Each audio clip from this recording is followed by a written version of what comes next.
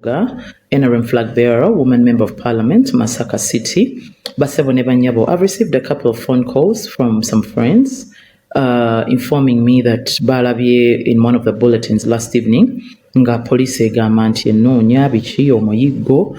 I want to categorically state nti sinnafuna phone call yonna enkubirwa okuva ku police ng'engamba nti police enneetaaga era sinnafuna ku written summon empita ku police. Naye I'm a law abiding citizen bwe banaba bampise nja kugenda. I was told nti bulletin yagambye nti it was something to do with the full figure beating ebibadde ku mikutu ebyokuba full figure bamubye bakoze batya.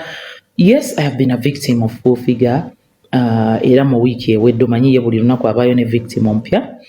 Abantu abatamanyikiddwa yaddukira ku poliisi era n'aloopa ng'agamba nti Masaka woman MP aspirant Jessie Namere ne Bawe Nsubuga nti be baali mu lukwo olwo oba okusetinga okubeera nti bamukuba.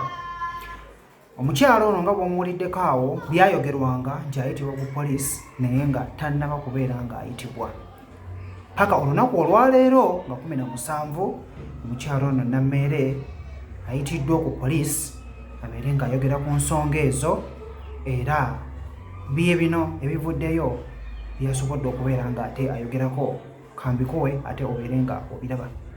Ali wadde amagezi omuntu gwe bayita full figure oba yeyita full figure whatever n'ali muwadde amagezi nti nga tannaluubirira nnyo kusiba abantu nga bwe tumuwulira yeewaana yasibye nobati nasibye gundi agenda yeewa n'omukyalo oli omunaku yali amubanja akatogo esente z'akatogo eri emakindi yemukwata n'amuggalira ne bagamba omukyala nti bwe yabadde abanja full figure yamubbyeko emitwalo 6 nti omukyalo omunaku bwe yazze okubanja emitwalo gye 7 wakati awo mu kubanja ate yabbye emitwalo 6 era baagimusasuza omukyala baagimusasuze kati baagimubazisizza emitwalo 6 n'agiwa full figure naye nze ndaba full figure mu ggwanga munate ye muntu ali mu nkomera